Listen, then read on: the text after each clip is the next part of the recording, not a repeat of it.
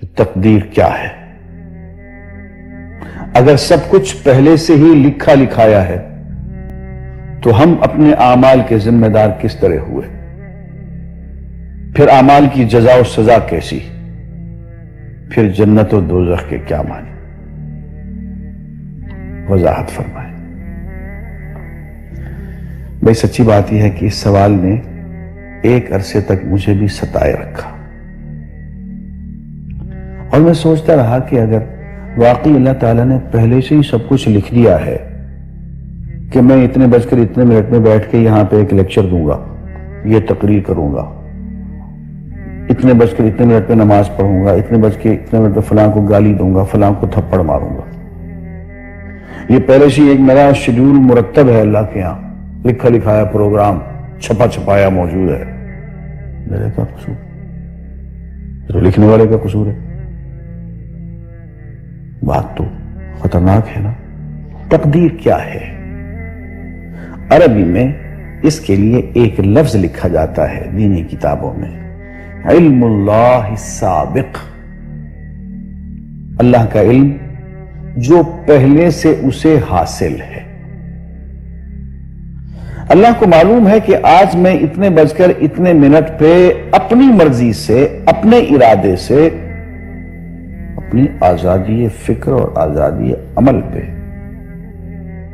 عمل سے کام لیتے ہوئے یہ کام کروں گا۔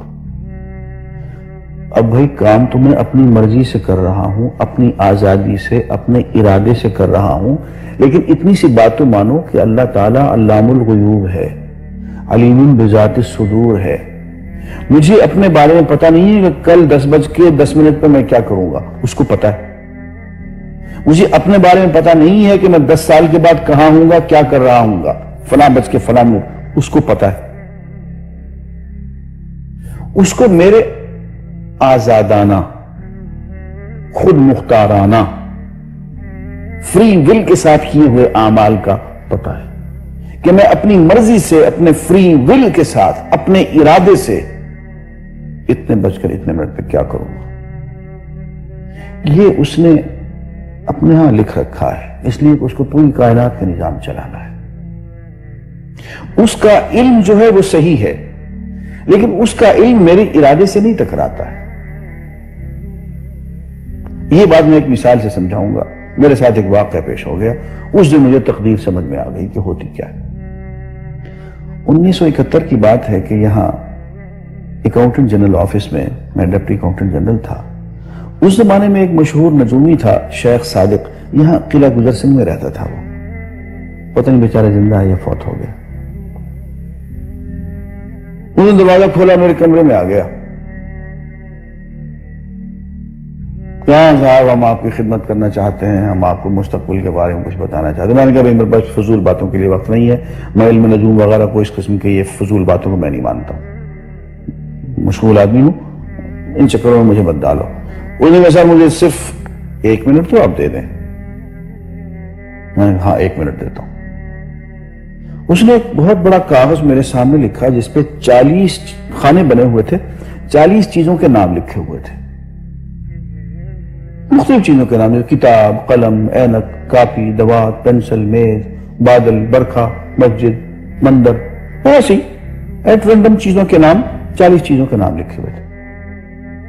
وہ کہنے صاحب آپ ان میں سے کسی ایک چیز پہ انگلی رکھ دیں یا اس کا نام آپ اس کاغذ پہ لکھ دیں۔ اور مجھے یہ کہتے کہتے اس نے ایک پیس آف پیپر میری میز سے اٹھایا اور اس پہ کچھ لکھا اور اس کو یوں الٹا کے رکھ دیا۔ میں نے کہا تم نے یہ کیا کیا؟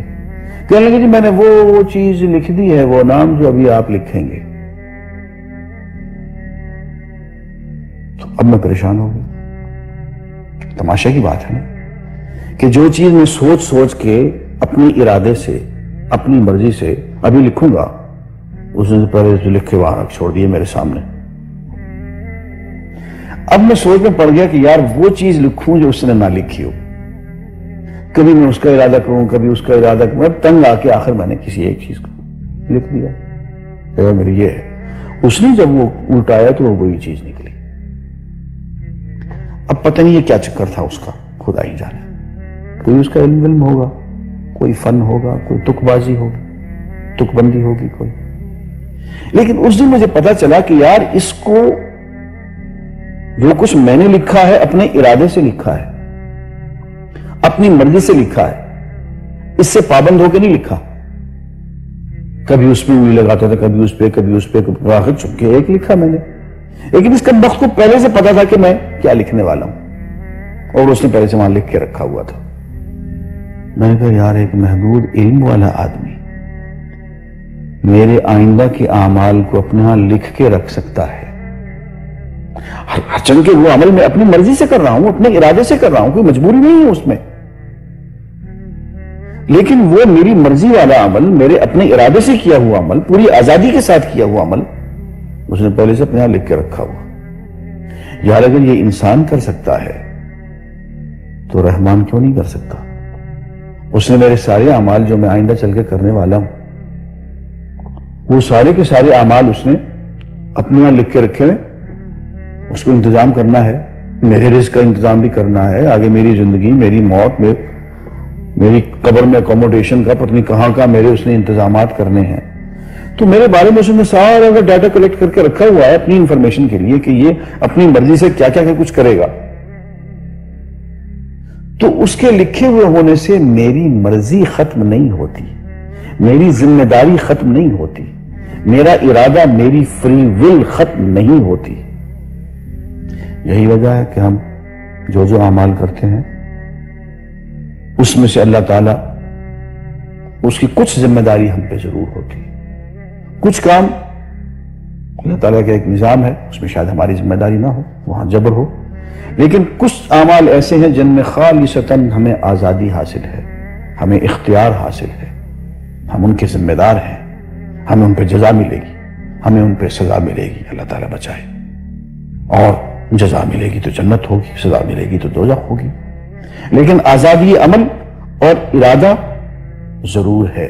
یہ الگ بات ہے کہ اللہ تعالیٰ کو پہلے سے ہی معلوم ہے کہ ہم اپنے ارادے سے اور اپنی آزادی اور اپنی مرضی سے ہم آج اور کل اور پرسوں اور سال بھر کے بعد اور 10-20 سال کے بعد ہم کیا کیا کریں گے اس کے ہاں لکھا ہوا ہے.